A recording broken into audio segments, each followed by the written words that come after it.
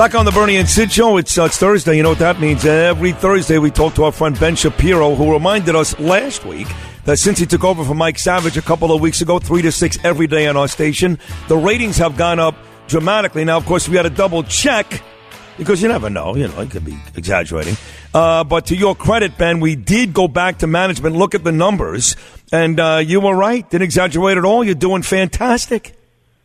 Oh, well, thank you. I'm glad. And I'm glad to have you guys checking my work because I wouldn't want to fib about that sort of thing. Well, you know, we like you, but you never could believe anybody anymore these days. Anyway, I was reading some of your columns the last couple of days, and I went to Brooklyn College, one of the 4 schools I went to, and on Saturday, just last Saturday, Bernie Sanders started his presidential campaign at one of my alma maters, Brooklyn College, and you wrote a column about Bernie that you actually gave him some credit, I believe, at least for the way he feels about race. Is that right? Yeah, that's right. I mean, if you look at the Democratic field right now, it's sort of breaking down into 2 lanes, the intersectional lane and the progressive lane. And in terms of what's more scary for the country, honestly, I think the intersectional lane is a little more scary for the country. Bernie Sanders would be a terrible president. He would be not good at anything, but that would be part of the appeal, is that he actually wouldn't be able to get anything done.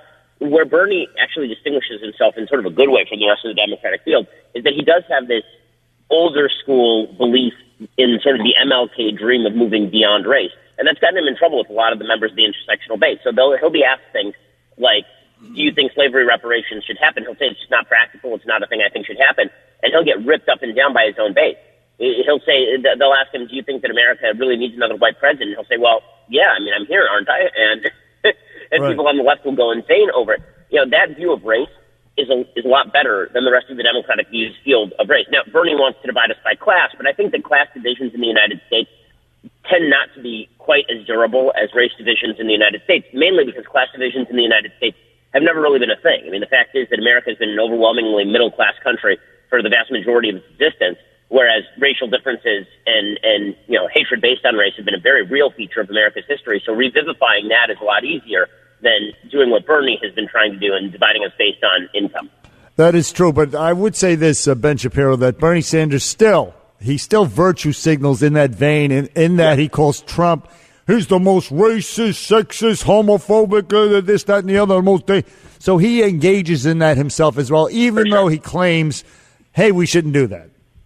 Yeah, no, I totally agree with that. But you do get the feeling, and I think the Democratic base gets the feeling, that it's all pro forma. That in reality, what Bernie actually believes is that his socialist principles are going to not only win the day, but are going to cure all ills. So when he talks about curing racism, what he really means is just a giant redistributionism program. And I think that most of the people in the Democratic base know that, which is sort of a problem for him on the one hand, because you have a lot of members of the base who believe in the intersectional ideal, which is that you have to look at people based on race, you have to divide people based on race, and then you have to design solutions that are race-based solutions. You know, Ben, I was thinking about you yesterday, talking about Bernie Sanders. He falls into this category. So if you check my Facebook page, Sid Rosenberg, or the Twitter at Sid Rosenberg, here's what I posted. I said, any Jewish person that empathizes with the Palestinians and criticizes Israel is the worst kind of Jew. And they exist in big numbers, especially in my neighborhood on the Upper West Side of New York City. Big numbers. Bernie Sanders is one of those guys. So as we hear about anti-Semitism every single day coming from that party, you agree with what I said? If you're a Jewish person, there's no way you can be critical of Israel and sympathetic, or empathetic, I should say, to the Palestinians, can you? I mean, if it comes down to a binary choice, of course not, right? I mean, if the idea is that you have to choose between the Israeli government, which happens to be liberal, which happens to believe in human rights, which happens to guarantee the rights of Muslims, Christians, and Jews, and you have to choose between that and the Palestinian government, which is a terrorist government, obviously that's an absurdity. And to equate the two is an absurdity. You know, to talk about various policies of Israel not being great, sure. I mean, we can do that in the United States. You can do that for Israel as well. But the general, the general quiz question that is asked on polls, do you sympathize more with the Israelis or the Palestinians? If the answer is the Palestinians, first of all, I don't know, just as a Western civilized human being, how that can be correct. And if the answer is as a Jew, I don't understand what Jewish principles would lead you to undercut the only Jewish state in the history of the world that protects Jews the world over, and also happens to be a westernized country that believes in the same principles as the United States, in favor of legitimately a terrorist organization that runs a terror state. Excuse me. It's sort of inexplicable, but let me ask you this question, Ben Shapiro, regarding this Representative Ilhan Omar, and her statement and the resolution that the Democrats are supposed to put forward. They were going to put it forward 2 days ago. They may put it forward today. Who knows? But they're not going to name this lady by name. Plus, they're going to include anti-Muslim stuff. They're going to water it all down. So here's the thing that I want to just say, is that at least with Representative Omar, and even to a lesser extent, Alexandria Ocasio-Cortez and Tlaib, the silver lining is they're exposing the left as the America-Israel-hating socialists that some of us knew that they always were, including President Obama, who was all for single-payer health care. He was anti-Israel. We knew it, but he knew it wasn't politically expedient to announce that to the public. He hid it, kept it on the DL, but now they're exposed.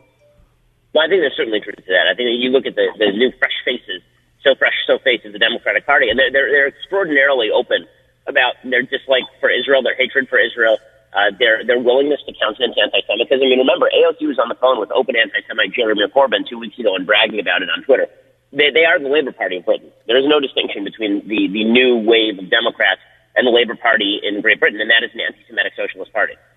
No doubt. Hey, let me ask you this. One of the stories that I don't believe is getting enough coverage, it gets, I guess, on a national basis some, is this crisis in Venezuela. We know where President Trump stands. You wrote about this just a couple of days ago, Ben Shapiro. He's on the right side. And he's asking Americans to be on the right side. The guy that's been there, the president, he's just a really bad guy, to quote Donald Trump. Should Americans be concerned? Well, what is the major crisis going on in Venezuela right now that should keep Americans on top of it? Well, I mean, obviously, the massive human rights crisis that's happening in Venezuela that does result in net out migration, which does have an impact on America's southern border.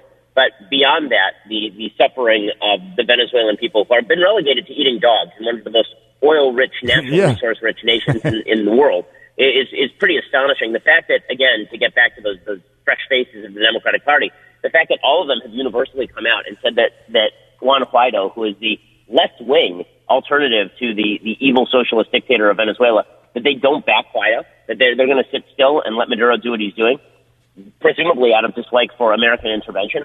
I mean, that's a pretty astonishing position, especially because President Trump and nobody else in the West really has the intention of militarily intervening in Venezuela. The whole point is to create economic and political pressure for Maduro to leave. Right. And just the juxtaposition right now of these people espousing socialism while socialism is failing miserably. They're eating out of garbage pails and dogs, as you mentioned, in Venezuela. I think it's ironic, doesn't cover it, inexplicable once again. Final question on the way out, Ben Shapiro. The border. The New York Times calling it a breaking point at this point. And Trump's national emergency may get voted down in the Congress. I mean, what's going to happen there? Is he going to veto it? Are Republicans voting against it? Is it a good thing? Or what do you think about the national emergency? I mean, I think that Republicans are right to vote against it, and I think it is a national emergency. So both things are true, meaning that there's no question that what's going on at our southern border is an emergency. It's been a slow-rolling emergency for decades. It's now rearing its head again. That's nothing new.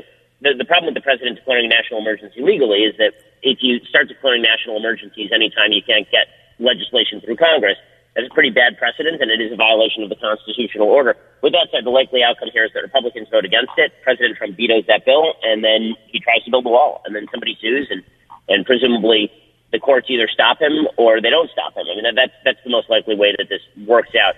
Again, I would have preferred that President Trump just declared authority under 10 U.S.C. 284 and said this is a drug corridor and we have to secure this drug corridor. He wouldn't have had to declare a national emergency, but I think this is all going to basically go according to his plan, which is that he declares a national emergency, Republicans signal their non-support, and then whatever happens from there. All right, my man. We enjoyed this spot every Thursday. Bernie and I, the listeners, like it very much as well, and wish you continued success afternoons here at the station, and look forward to next week, buddy. Thank you so much. Thanks a lot. Appreciate it, guys. All right. That's Ben Shapiro. We'll take a short break. Bill O'Reilly's coming up. Bernie and Sid. We're coming right back. Bernie and Sid in the morning.